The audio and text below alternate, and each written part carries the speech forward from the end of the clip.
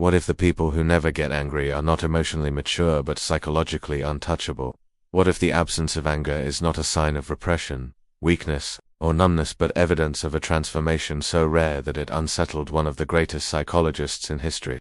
And what if the reason certain people seem immune to insults, criticism, betrayal, and disrespect is not because they are detached from life, but because they see something about human behavior that most people never do? Carl Jung believed this discovery was disturbing, not because it was dangerous, but because it shattered everything psychology assumed about emotional reactivity.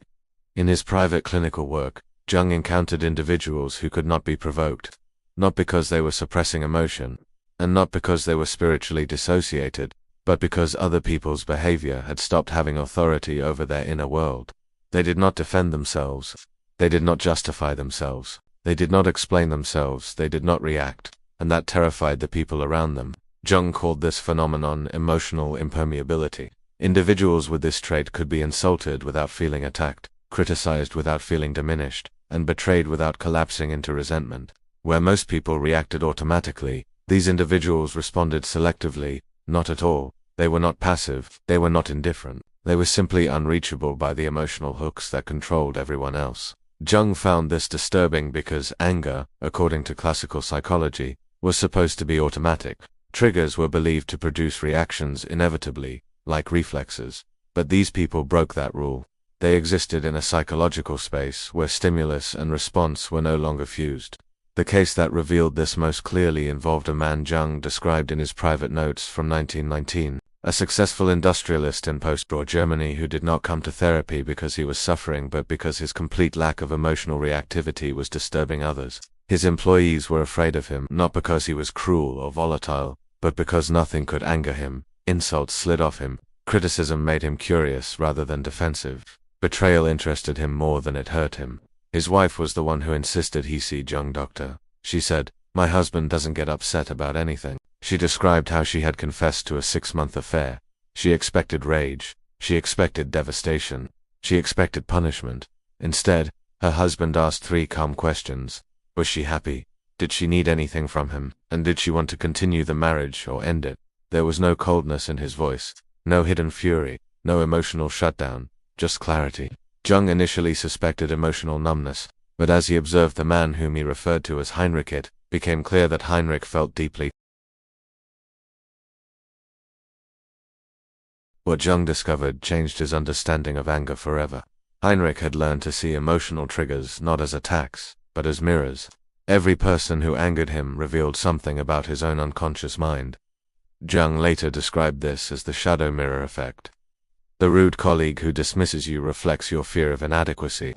The friend who is always late mirrors your need for control. The family member who criticizes your choices exposes your own self-doubt. Heinrich had not learned this in therapy. He learned it through collapse. 3 years earlier, his closest business partner had betrayed him, stolen his largest client, and nearly destroyed his company. Heinrich expected hatred to consume him. Instead, something else happened.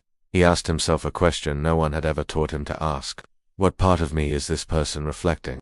The answer shocked him. His partner's greed mirrored his own suppressed fear of poverty. His partner's dishonesty reflected Heinrich's habit of hiding his true emotions. His partner's betrayal exposed Heinrich's own capacity for selfishness, something he had always denied. By facing these shadow aspects instead of projecting them outward, Heinrich experienced something Jung had never seen before: psychological immunity. Other people's behavior stopped feeling personal. It became information, data, insight. Jung documented this process carefully. When someone triggers you, instead of reacting, you ask 3 questions. What trait in this person am I judging most harshly? Where do I exhibit this same trait, even subtly? And what is this trigger trying to teach me about myself? This is not moral self-blame, it is psychological ownership. Jung later applied this method with other patients. One of them, a marketing manager named Sarah, felt constantly triggered by a colleague who interrupted her during meetings. Her anger felt justified. By using Jung's method, she asked herself what she was judging. She realized it was his need for attention. When she looked inward, she saw how often she dominated conversations when she felt insecure. Her anger wasn't about him. It was about her disowned behavior.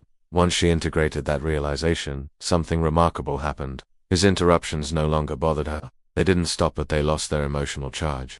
She could see them as his insecurity, not an attack on her worth. This was Jung's first disturbing realization. Anger survives only where projection exists. When projection collapses, anger dissolves. But this was only the beginning. As Jung continued observing Heinrich, he noticed something even more unsettling. Heinrich described experiencing a gap between trigger and response. When someone insulted him, time seemed to slow down. The words approached him but, instead of striking, they hovered. In that space, Heinrich could choose whether to absorb them or let them pass through. Jung called this the reaction gap. Most people live as if stimulus and response are the same event. Someone insults you, you react. Someone disrespects you, you explode. Someone criticizes you, you defend. But Heinrich had learned to insert awareness between trigger and reaction. Conscious choice replaced emotional reflex. This contradicted nearly everything psychology believed about human behavior. Jung realized anger was not automatic. It was conditioned, and anything conditioned could be interrupted. He developed a technique he later referred to as the observer protocol. When triggered, instead of reacting, you step back mentally and observe the situation as if watching a film. You notice the other person's words, tone, posture, emotional state, but most importantly, you observe your own internal reaction without becoming it. One of Jung's patients, a school teacher named Maria, used this method with her principal.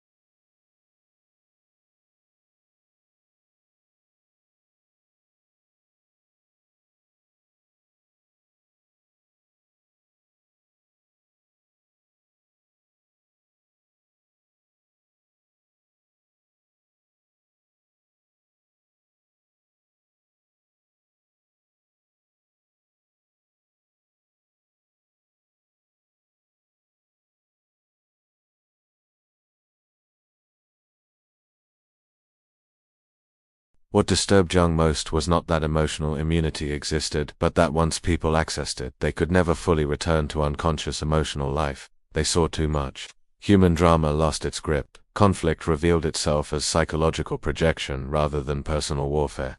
And the ordinary emotional games people played to regulate their own insecurity became painfully obvious. Heinrich explained it simply. People can only disturb your peace if you give them permission.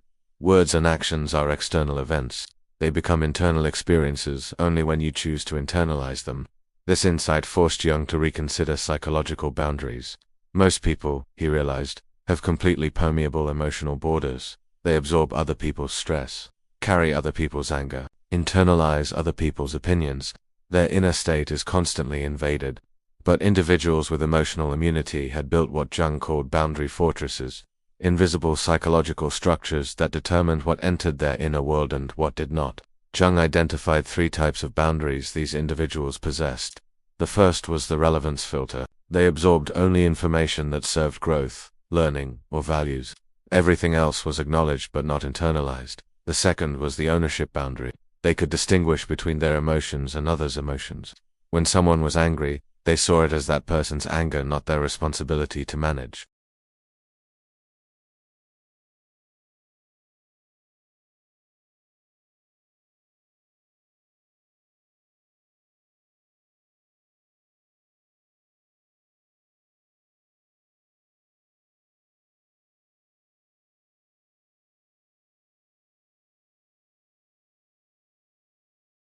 He noticed that when he stopped reacting, people tried harder to provoke him. His calm unsettled them. Jung realized emotionally reactive people use others' reactions to stabilize themselves. When Heinrich refused to provide that regulation, others were forced to confront their own instability.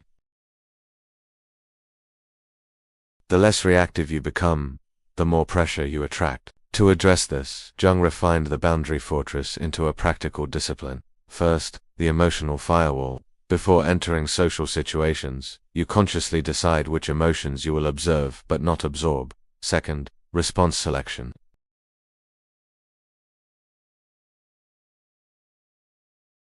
Third, the identity anchor. You ground your self-concept in values and growth rather than external validation. A software engineer named David applied this with his volatile boss. Instead of absorbing stress, he observed it. Instead of reacting defensively, he executed pre-selected responses. Instead of tying his worth to approval, he anchored himself in competence. Within weeks, his stress vanished and his boss began treating him with more respect. Jung concluded that psychological strength commands respect without demanding it. But the most disturbing discovery was still ahead. Jung noticed that emotionally immune individuals could see through emotional attacks instantly. They recognized projection in real time. Heinrich demonstrated this when a rival publicly accused him of being heartless and exploitative. Heinrich felt no anger, only curiosity.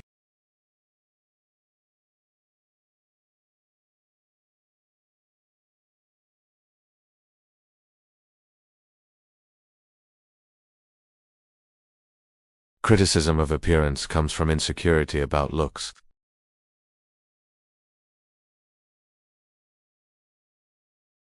Once you see this, personal attacks lose their power. But this clarity came with a cost. Heinrich confessed feeling isolated. He saw wounded children everywhere, adults acting out unresolved pain. Taking behavior personally became impossible. Compassion replaced anger. But emotional intimacy became harder. Jung realized this was the price of psychological vision. To resolve this, Jung identified the final stage of emotional immunity, emotional alchemy. Instead of avoiding triggers, immune individuals used them. Every provocation became raw material for growth. Difficult people transformed into teachers. Weaknesses became training data. Heinrich actively sought triggers not masochistically, but strategically. He asked what each trigger revealed about him, what shadow it exposed, what strength it demanded he develop. A sales manager named Marcus used this approach with his frustration toward lazy employees. Instead of reacting, he realized the trigger exposed his inability to inspire rather than command. He studied motivation, transformed his leadership style, and became exceptionally effective. Triggers, Jung realized, were invitations to evolve, but even emotional alchemy carried danger. Some individuals became so focused on self-development that they lost empathy. They observed rather than connected. Heinrich felt this imbalance. Jung guided him toward the final integration. True emotional immunity was not invulnerability, was anti-fragility. Strength combined with compassion. Jung called this state the compassionate warrior. Someone who remains untriggered while still caring deeply. Who can hold space for others' emotions without absorbing them. Who can witness chaos without becoming chaotic. Heinrich learned to use his immunity not as armor but as a bridge. He listened without judgment. Supported without depletion. His presence calmed others not because he was detached but because he was centered.